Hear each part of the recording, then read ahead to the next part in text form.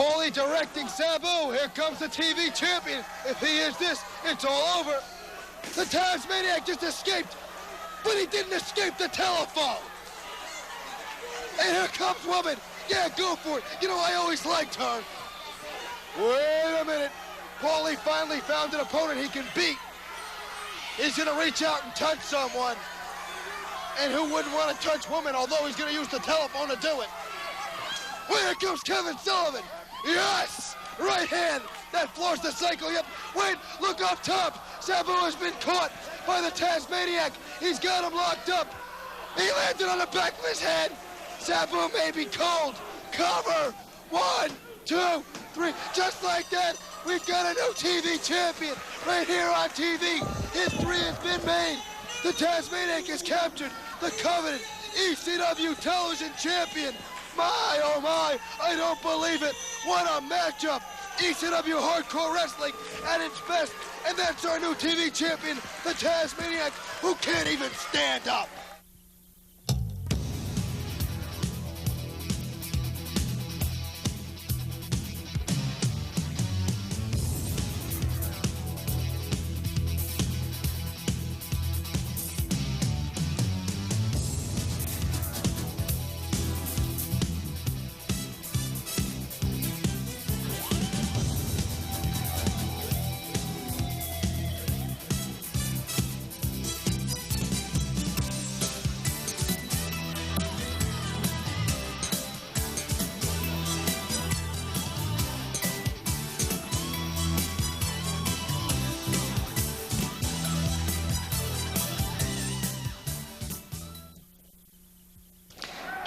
And welcome once again to NWA Eastern Championship Wrestling. This is Joey Styles in the Eagle's Nest high above the ECW Arena, and welcome to what should be the most exciting program of Eastern Championship Wrestling to date. We have not one but two main events for you here this week. To kick things off, you're going to see the franchise Shane Douglas going one-on-one with the Sensei Pat Tanaka, and if that's not enough, for the newly won ECW TV title, as we just saw, now in the possession of the Tasmaniac.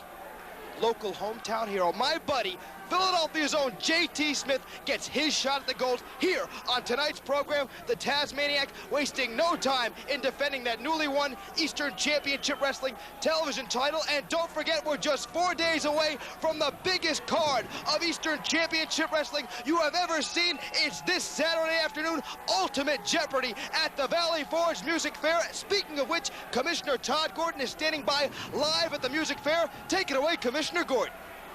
Thank you, Joey Styles. Yes, indeed, I am outside the Valley Forge Music Fair. We're in 4 short days. 4 days from today, Saturday afternoon at 1 o'clock, the ECW presents Ultimate Jeopardy, the biggest show the ECW has presented to date.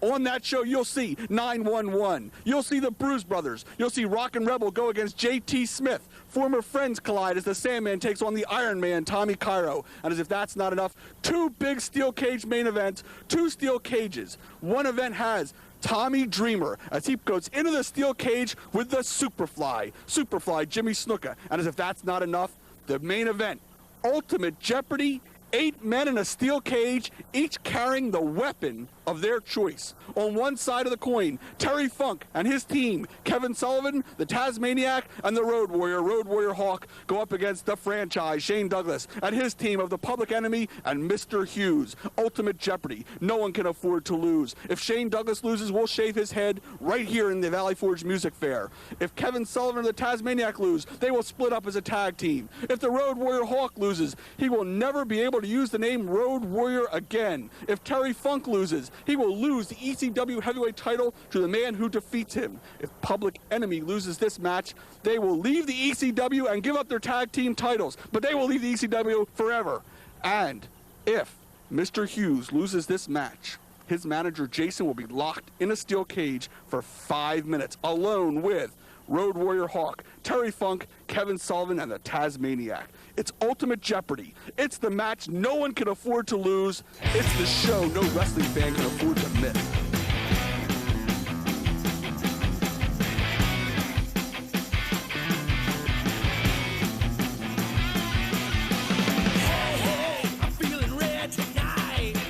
Double vision, man, I'm looking for a fight. Wide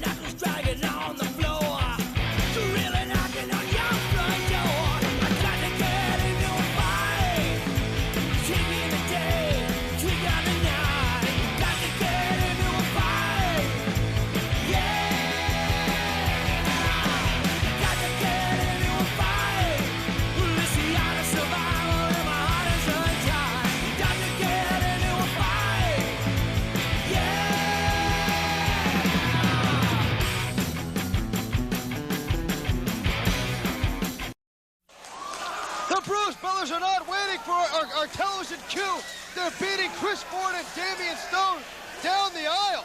Well, these two are just wild, and they will be at the Valley Forge Music Fair this Saturday afternoon at 1 p.m. And if that wasn't enough, you know, one beating a day is enough for these guys. They will be at the William Henry Middle School this Saturday evening. That's in Dover, Delaware, for all of our great fans in the state of Delaware. If you're anywhere near Dover, I'm telling you, get to the William Henry Middle School. Because if you haven't seen the Bruise Brothers in person, oh boy, are you missing out. But Chris Ford hasn't missed a thing since getting in the ring. He's caught every shot right in the face, just like that double boot. That should be all. There's the cover by Ron or Don. Doesn't really matter. I think not. The Bruise Brothers are in Eastern Championship Wrestling. These two have made quite an impact since coming. Wait a minute, Chris Ford up and over. Damian Stone being battered on the outside.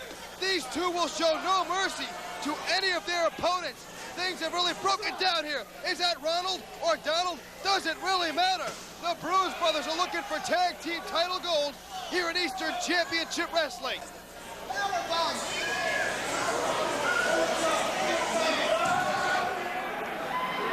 That got ugly fast.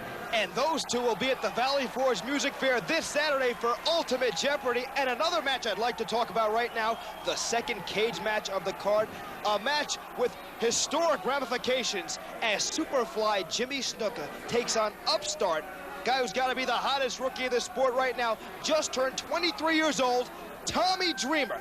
Now right now, let's take a look how this whole situation came about. The feud between Superfly, Jimmy Snuka, and Tommy Dreamer began on February 5th when Tommy Dreamer became the first man in the history of this great sport to kick out of the Superfly Splash. From there, Superfly Jimmy Snuka could not believe his eyes. He was shocked. He thought that he was indeed invincible. Shortly thereafter, at an ECW TV taping, it was Superfly Jimmy Snuka going for the victory with the Superfly Splash on Keith Shearer. However, unbeknownst to him, Tommy Dreamer had come down to ringside and put the Dreamweaver on Snuka's manager, Hunter Q. Robbins III. Snuka, both embarrassed and incensed by these actions of Tommy Dreamer, vowed to get revenge on the hottest rookie in the sport of professional wrestling. These two faced eye to eye once more in the arena here in Eastern Championship Wrestling during a six-man tag team match. Everybody in the building was on their feet as they thought that Snuka and Dreamer would tie up. However, it was not to be as the Pitbull and the Rockin' Rebel stood between the Superfly and Tommy Dreamer, who wanted a piece of Superfly Jimmy Snuka in the worst way. These two would have to meet one more time, one-on-one, March 5th at the ECW Arena. It was Tommy Dreamer pulling off the upset of his career. 1, 2, 3 against the Superfly Jimmy Snuka. Hunter Q. Robbins immediately jumped in the ring, clobbered Tommy Dreamer with that walking stick. Superfly Jimmy Snuka went berserk on Tommy Dreamer, body slamming him on a steel chair, and from there was determined to hit the Superfly Splash on an injured Tommy Dreamer.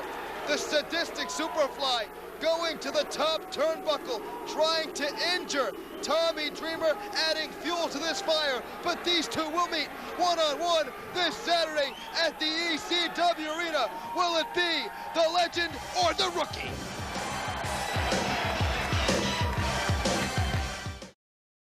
This Saturday afternoon at the Valley Forge Music Fair, the main event, the 8-man cage match being billed as Ultimate Jeopardy, the match that no man can afford to lose. I'm here with Jason, the sexiest man on earth. And Jason, from where I'm standing, the way I see things as a journalist now, Mr. Hughes himself really has nothing to lose, because we know if Mr. Hughes is the one pinned, then you've got to get in the cage for 5 minutes with all 4 of his opponents. And I hate to say it, this is just business, nothing personal now. I know we've had our ups and downs together, but I hope you have a good working relation. I hope you're tight with the roughneck, because those 4 guys on the other side of the ring aren't above, you know, maybe slipping them a little something, perhaps telling them to, it only takes a 3 count. Are you just about done, Joey? Are you just about done? Because the only thing you have to worry about today is not getting me antagonized enough. Do you understand? Can you hear me? It works fine, I hear you.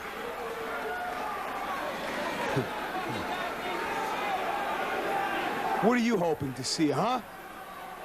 Are you hoping to see me turn gray? Are you hoping to see me tremble? Are you hoping to see what would happen to me if I actually got locked in a cage with those 4 animals? Is that exactly what you're hoping? You see, even if that would happen, I wouldn't blame the wrestlers. No. I blame you, the cowardly, bloodthirsty fans, because you do nothing but thrive on blood on others. Because you can't go in there and do it yourself. And you do. Who the hell do you think you are? Who the hell do you think you are? And who the hell do you think you are, Todd Gordon? Are we on a little power trip here, perhaps? Huh? Is it because you're short? Is it because you're bald? Well, if you have a problem, I'll buy you a toupee. What is this all about? Is this all about hatred? Is it all about jealousy? You know, I've sat here and I've been in ECW long enough, taking abuse from all of you fans and you, Joey Styles. And you think you're so smart, huh? Probably a college graduate, of course. You know, mommy, daddy, hey, I understand. You want to be a wrestling announcer, but you better watch out once in a while, because people like me, you know, we tend to get hot-headed once in a while, especially when my life is on the line. Do you people realize what can happen to me? Do you people realize who I have to go up against if Hughes loses? Kevin Sullivan. I mean, I could just imagine him picking me up, running back and forth, hanging me upside down, kicking me and hitting me too. Terry Funk, he's probably going to try to make me look the way he looks. Tasmaniac. The worst thing about him, frankly, is he wrestles with bare feet. Imagine all that fungus landing on me as he kicks me. And Road Warrior Hawk, oh, my friend Road Warrior Hawk, you would like nothing better but for your 3 partners to have their way with me, and after I'm hardly standing in the middle of the ring, to climb up on top of that cage and come down with that clothesline. But you want to know something? I have faith in Mr. Hughes. Frankly, I could care no less whether Shane Douglas gets his head shaved or not. Frankly, I could care no less if the Public Enemy stays in the ECW or not. But I care about my well-being. Do you understand that? I care about my well-being. Oh, you don't blame me. Well, you better care about your well-being. And I'm sick and tired. I'm sick and tired of Todd Gordon, too. And you want to know something, Mr. Commissioner? Fine. You brought down these stipulations. Hey, I'll be there. What do you think I'm gonna do? You think I'm gonna run? You think I'm gonna hide? You think that I didn't get my butt kicked enough for the past 8.5 years?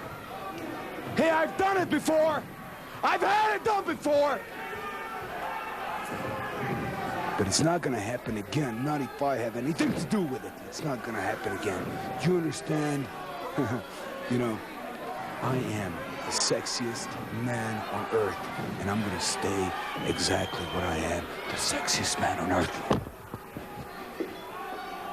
Well, Jason has stormed off the set, but I also understand that business is business. He brought a clip with them regarding his new tag team, the Pitbull and the Rebel.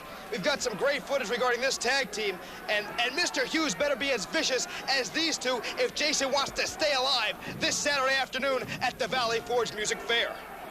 In the ring at this time, I would like to introduce the manager, Jason. From the Pine Barrens of New Jersey, he weighs 225 pounds, the Pitbull. From the rock and roll capital of the world,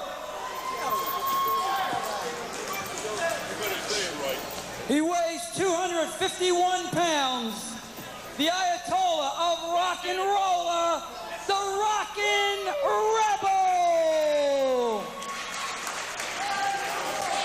Well, this is the clip, or should I say the tape that Jason left me. I'm watching it here in the monitor of the Eagle's Nest. It was taped some 3 weeks ago right here in the ECW. I didn't mean to make Jason storm off. I didn't mean to antagonize him.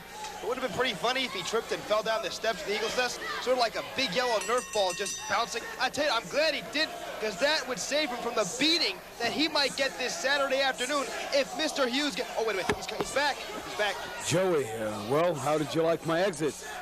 It was quite an exit. I didn't mean to antagonize you at all, but right now, what do we do? Wait a minute, there. Well, what we see here is the absolute sheer power of my Pitbull, and he's all mine. Absolutely, and I've got to give you credit for putting these two together. A very unlikely pair, to say the least, the Pitbull and the Rebel. Two completely different styles, but they have worked out rather well, and quite frankly, if I remember correctly, they fared pretty well against the Young Dragons about 3 weeks ago. Well, I want you to take a good look at this match. And I want you to take a look at sometimes when you combine different styles. Look at this. I taught him that. I taught him that. I saw shades of Jason in that savate kick. Obviously, Absolutely. the Pitbull, well-schooled in the martial arts. I understand he has wrestled in Europe and the Orient extensively. Double underhook suplex coming up. Watch this. Down to the back of his head. I love it. No, I'm not. No, actually, no. I'm very kind-hearted. That's why I hired the Rockin' Rebel, because he does all the heartless work for me. That guy'd break his own mother's legs for a square meal and a nickel. Now scooping up the Young Dragon for what might be side slam, yes, and the Rebel effortlessly drops the Dragon on his lower back. You know, Jason, I've got to give credit where it's due. There's a great tag team you put together, but I've got to wonder, how will they fare after this Saturday if for some reason you're no longer around anymore? You know, I've had enough of this. I've had enough. And you know, Joey, I'm not going to kick you. I'm not going to do anything physical to you. I will do something far, far more worse. I will walk off the show right now and let these ratings go to hell. Well, the ratings might go down now, but you can bet they'll be back up next week when the whole world hears that you're gone for good after what's going to happen this comes out. No, nothing's going to happen to me this Saturday. Nothing's going to happen to me. I will be around, and I will spite you all forever. Oh, he almost fell down the steps again. Well, I figured, wait, what a kick by the Pitbull, just picking his shots. Well, I think I've mastered how to get rid of Jason. Now I can only get rid of another thorn in my side, a guy from Scarsdale I think we all love to hate. Nevertheless, the Pitbull in the ring, really going to work on one of these Young Dragons, muscling him up and down. Well, the Pitbull setting him up. What a go kick! And the Dragon falls down to our ringside tape. Here comes the Rebel. Jason, of course, 3 weeks ago was egging the Rebel on, scooping up the Dragon and slamming him onto the tape. Oh, my, what a vicious elbow by the Rockin' Rebel. This is a heartless tag team, to say the least, the Rebel and the Pitbull. But I've got to say it again. Without guidance, without the guidance of Jason, where would they be? And Jason may no longer be around after this past neck breaker by the Pitbull. Because if Mr. Hughes loses the match this Saturday, Ultimate Jeopardy at the Valley Forge Music Fair, Jason must spend 5 minutes locked in a cage with Terry Funk, Road Warrior Hook, Kevin Sullivan, and the Tasmaniac. What is this? Wait a minute. This must be the Super Bowl that Jason told me I'd see. Oh, my! Down on the back of his head, and that is all for the Young Dragon. 1, 2, and count to 300. It won't make a difference. What a maneuver unleashed by Jason's tandem of the Pitbull and the Rebel. Wait a minute. Kick just knocks out the Dragon. They're going for it again. They're going. Jason distracting the referee as if he's going to get in between these two animals. Oh, they've got to stop these two. These two are going to hurt somebody one day. They might be doing it right now. Oh, my. Well, Jason, the Rebel, and the Pitbull are in a nasty mood. And Jason better be ready for this Saturday afternoon at the Valley Forge Music Fair. Fans, don't go away. There's so much more coming your way this hour. We've got the franchise Shane Douglas set to go one-on-one with the sensei, Pat Tanaka. And don't forget, the ECW television title will be on the line tonight on this very program as the new champion, the Tasmaniac, defends against my buddy, ECW's favorite son, Philadelphia's own JT Smith.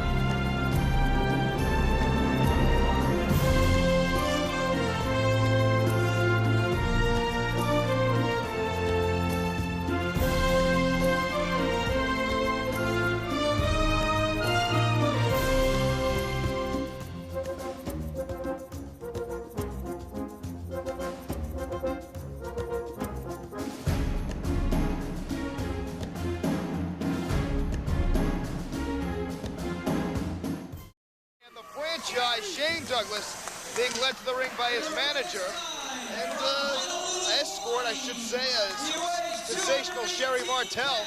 They've had an outstanding professional relationship. And, you know, by looking at Shane Douglas, you know, I just can't help but think, what would he look like bald? I mean, if he gets pinned at Ultimate Jeopardy this Saturday afternoon, Valley Forge Music Fair, his head will be shaved completely bald in the center of the cage. You know, I mean, can you imagine Shane Douglas placing a call to Cy Sperling at the Hair Club for Men? We know he's involved in wrestling now. I mean, this past Sunday at Madison Square Garden, all those horrible toupees in the building, Howard Finkel, Burt Reynolds, Vince, it was horrible. The franchise, obviously confident in his abilities, does not feel he will be the one to lose the fall this Saturday at Ultimate Jeopardy at the Valley Forge Music Fair. But if you've been listening to WIP all week here in Philadelphia, Shane Douglas, the only superstar not willing to comment on Ultimate Jeopardy, perhaps there is a shadow. Wait a minute, he just slapped Pat Tanaka in the face.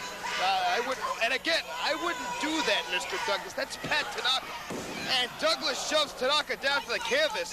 The franchise trying to get into the head of the sensei. He might not like what he finds in there. Douglas shot in, runs through Tanaka. Here comes the franchise off the far side and double forearm by Pat Tanaka. Douglas now swinging air. Pat Tanaka catches the foot of Douglas, leg sweep, and makes the franchise almost look like he's wrestling in slow motion. Pat Tanaka now drops the head way down low on Shane Douglas, who retreats to ringside. And there is his manager, sensational Sherry Martel, as always, to come to his aid. I don't know what she can do from in this situation, but the moral support, nevertheless, will definitely help the franchise, who's in a great deal of pain. Tanaka thinking about following the franchise to the floor, but obviously thinking better of it. Come on, Cal, get in the ring. You know, Sherry Martel obviously offering advice to Shane Douglas. You can't help but think she's also a little worried about Saturday afternoon. After all, that's her man. I mean, you know, do you think Sherry would stick around if Shane were to lose the fall and be shaved bald? I mean, she's got a reputation for abandoning men in their time of need. Collar and elbow tie-up now between Douglas and Tanaka. Side headlock by the sensei. Really wrenching it in there. That'll give you cauliflower ears in a hurry. Shane Douglas with a handful of hair. Douglas shoots off Tanaka. Tanaka runs through Douglas. Here comes Tanaka. Douglas drops down low. Tanaka off the ropes. Leapfrog by the franchise. And a kick to the midsection of the franchise. Chop to the side of the face. And now it's Pat Tanaka with the arm wringer on Shane. Wait, thumb to the eye and a straight right hand. Well, the franchise may be a great scientific wrestler, as he says, in the classic tradition, but he can mix it up. Shane wrestling now by Tanaka and Douglas. Tanaka comes out on top. Now, this is a great move for Tanaka because while it gives him a breather, it gives him a chance to get some air, Shane Douglas is actually fighting for air. You stupid ass! Shane Douglas now trying to power out of it, bridging his back. Sherry Martel obviously worried about her man at this point. I mean, if Shane loses to Pat Tanaka here on television, in front of all of our great ECW fans, how does that affect his psyche? I mean, wouldn't that throw off his confidence for Valley Forge? He might go into the ring a defeated man mentally, and that could result in him losing the fall and having his head shaved in front of some 2,000, 3,000, 4,000 fans this Saturday afternoon at the Valley Forge Music Fair. Sherry Martel now obviously worried about Shane Douglas, as she should be. Shane Douglas finds a way out and drops the side headlock on Pat Tanaka. And Tanaka right away escapes the side headlock. Pat Tanaka may be lighter. Tanaka grabbing the arm of Douglas for extra leverage. Douglas trying to kick out of there. Flailing like a fish out of water, trying to find a way out. And does. 2-0. Tanaka powers out. Going for the backslide. Douglas 1, 2-0. We're just inches away from an upset. Pat Tanaka drops Douglas once again. Side headlock. Shane Douglas will not stay in this for too long. Tanaka shut off. Douglas drops down. Tanaka off the ropes. Wait, Sherry Martel trying to triple Tanaka. And a clothesline that turns Pat Tanaka inside out. And that's why Sherry Martel is such an important factor. Shane Douglas pointing to his head. You had nothing to do with it. It was Sherry Martel who saved your hide that time, but she won't be in the cage this Saturday, Shane. You're on your own. Shane Douglas now cinching up Pat Tanaka, who's going for the ride up, and textbook vertical suplex, all the blood rushing to the head of Pat Tanaka, and down he comes. And Shane Douglas cannot be refuted when he says he is a classic wrestler. Cover, and what a nonchalant, cocky cover for that franchise. What do you think you're in with? That's Pat Tanaka. Well, Shane Douglas a bit overconfident, and he better not be overconfident this Saturday for Ultimate Jeopardy. I mean, look at his four opponents. Current ECW heavyweight champion, the living legend, Terry Funk, the Road Warrior Hawk, and former ECW tag team champions, two of the most dangerous men ever to step into the squared circle, Kevin Sullivan, I should say, and the Tasmaniac. Shane Douglas better get his head straight for this Saturday. No, he's not. Great camera shot over the shoulder of Sherry Martel. Pat Tanaka now using his feet. His feet are just as much weapons as his hands. That gives him an added advantage in this sport. Tanaka now chopping away on Shane Douglas. Both men look very weary. Douglas shooting Tanaka in. Here comes Pat Tanaka, and a kick by Shane Douglas, stealing a book, a page, I should say, out of Pat Tanaka's book. Oh, Tanaka, he's really staggered. He's on the outside. Wait a minute, watch Sherry Martel, clothesline by Sherry Martel. What a lady. Yeah, right. Pat Tanaka dropped hard by Sherry Martel. She can go toe-to-toe with the best of the men in this sport, and she has. Of course, Pat Tanaka's not above whacking her either. You better be careful. That may come back to haunt her before this matchup is through. Shane Douglas now picking up Tanaka once again. Tanaka in a precarious position. He's wide open, and the franchise lowers the right hand across the throat, perhaps, of Tanaka. And a straight right hand on the ear. That'll box him right in the ear. Sherry Martel, the consummate lady, telling Shane to break his neck. And Pat Tanaka being set up for, yes, I think the superplex. Oh, Tanaka's a bit glassy-eyed. He doesn't know where he is. Shane cinching it in, going for that superplex. Tanaka trying to fight it, but I don't think there's a way out. Superplex! He hit, that's all. That is all. Shane Douglas just has to cover Pat Tanaka, who's in obvious pain. Sherry Martel is celebrating, and rightly so. But Douglas is not going for the cover. Douglas, I believe, is way too overconfident in this matchup. He had a chance for the pinfall. He should have taken it. Now, Tanaka's really out of it. That superplex really took a lot out of him. He looks like he's almost, you know, like on Dream Street. Wait, no, he's fighting back. Tanaka really trying to fight out of this. Shane Douglas with a couple of handful of hairs and an elbow on top of the head of Pat Tanaka. Straight right hand. Douglas now resorting to fisticuffs. The pugilistic arts, if you will. It's a pretty good jab. Great camera shot for ECW crew. Tanaka shot in hard. And Tanaka goes face down on the canvas. Foot velocity into the corner. Sherry Martel continues to shout encouragement. Quite frankly, she's giving me a headache. And again, Tanaka shot in the other way and once again hits hard. No, Tanaka! Well-placed elbow that sends the franchise crashing down to the canvas. And now both men are down. 2, 3. Shane Douglas checking for all his teeth. He might be checking for all his hair come Saturday evening. Don't forget, we'll be in Dover, Delaware Saturday evening. And if you're in Dover, you may see Shane Douglas wrestling bald if he loses the fall at the Valley Forge Music Fair. That's worth the price of admission alone. Pat Tanaka chopping away on Shane Douglas. Douglas now shot in by Tanaka. Out he comes and body drop. Pat Tanaka threw Shane Douglas so high up in the air, he actually went over himself. That is a wrestler who's giving 100% every time he steps into the ring. Sherry Martel now looking on as her man Shane Douglas is about to be powerbombed, I believe, by Pat when she's in the ring. That's gonna be a disqualification. Tanaka has the powerbomb. You know, that's why the NWA is sending representatives to Ultimate Jeopardy. Wait a minute. Tanaka's gonna powerbomb Sherry Martel. Go for it. Wait, here comes the franchise. And clotheslines Pat Tanaka right across his forehead. 1, 2, and 3. And Sherry Martel has cost Pat Tanaka a match. But she will not be in the cage this Saturday afternoon at Ultimate Jeopardy. And that man, the franchise, must depend on his own abilities and his 3 partners. Welcome back to NWA Eastern Championship Wrestling. You know, one of the matches headed to the Valley Forge Music Fair this Saturday afternoon at 1 p.m. features 2 former best friends going head-to-head. I'm speaking, of course, about Iron Man Tommy Cairo and the Sandman. Let's take a look at how this whole situation came about.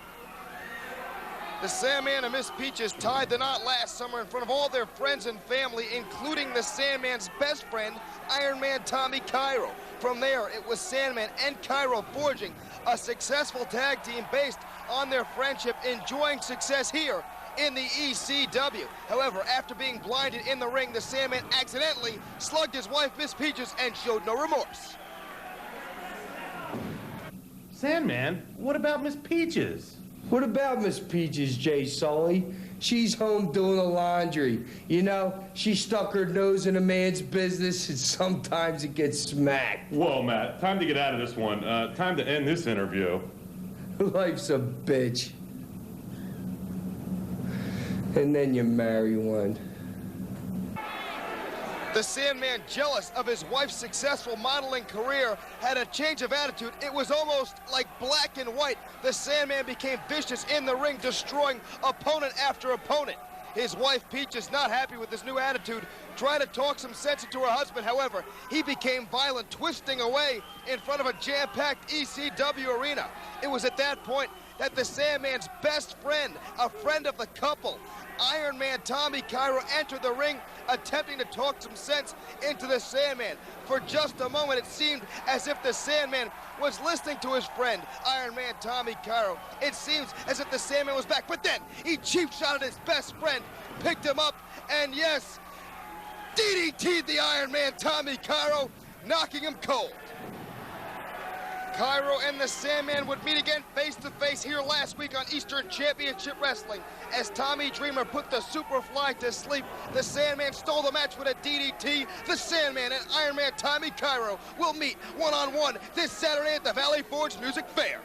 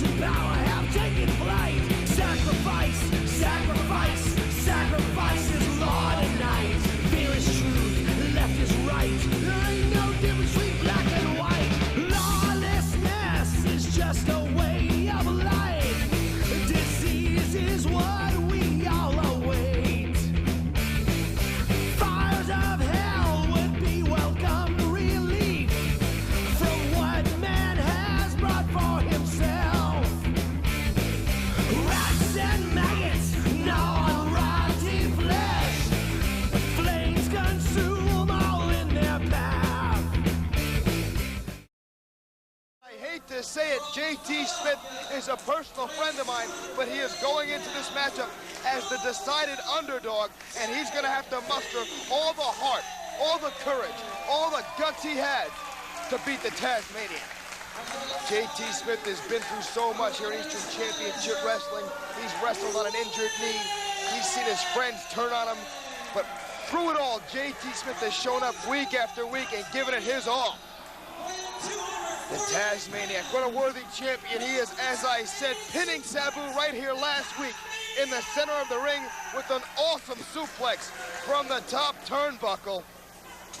And you can bet the Tasmaniac will show that same aggression. He will be just as vicious when facing JT Smith. He doesn't care about being the underdog, the favorite, the money. The Tasmaniac has only violence on his mind. These fans really here behind JT Smith, and I'll tell you, wait a minute, this match going right, we're starting. Tasmaniac goes downstairs and starts hammering away on JT. Headbutt. JT is rocked early. Oh, he's in trouble. You know, JT just might be outmatched here.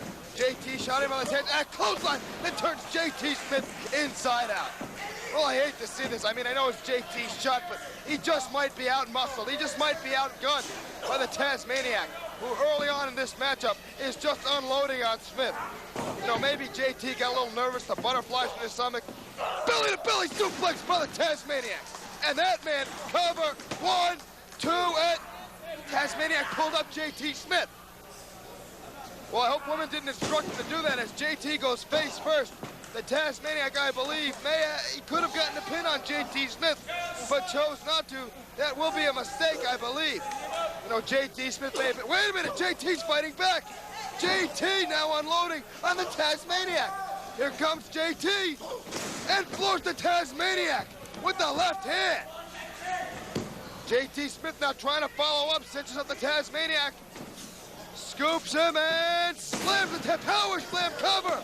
1, 2, and couldn't quite hold him. We were just so close. We were just inches away from the upset of the year. JT Smith drops the elbow on the Tasmaniac.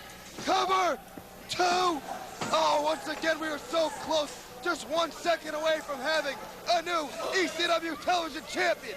JT Smith knows it's his night. It's his shot at glory. The Tasmaniac shot in. Here comes JT. And yes, JT connects with the flying clothesline. The Tasmaniac is down. JT has floored the champion. The champion is down, JT. The momentum now going his way. Woman looks on. The Tasmaniac set for the ride once again. And JT drops him. Nowhere to go. The Tasmaniac goes to the outside. JT Smith has somehow mustered the strength from inside, the inner strength to mount this offense against the champion, the awesome Tasmaniac, the man who ended the destruction streak of Sabu. Wait a minute. The public enemy's down at ringside. They're harassing women. Here comes JT Smith. Here comes JT Smith defending women. How's that for a class act? How's that for a sportsman? Wait a minute. The Tasmaniac's got hold of JT. He's setting him up. The Tasmaniac's gonna bring JT in the hard way. Here comes JT covered. 1, 2, 3. JT Smith just pinned the Tasmaniac. JT Smith just pulled the upset of the year. Smith is the new ECW television champion, but the public enemy is attacking the Tasmaniac. The ECW tag team champions are attacking the Tasmaniac. The Tasmaniac shut it. Wait, Kevin Sullivan's in the ring. Now it's Kevin Sullivan and the Tasmaniac versus the public enemy. Remember, they defeated Kevin Sullivan and Taz for those tag team belts. We've got an extra match here. We've got a rematch for the tag team belts, it looks like. Now Mr. Hughes is in the ring. Now Mr. Hughes is going after the Tasmaniac. Okay, so it's public enemy and Mr. Hughes fighting off. No, wait. Oh, here comes Terry Funk. That was Terry Funk. It's Terry Funk. It's no shades in the ring. All right,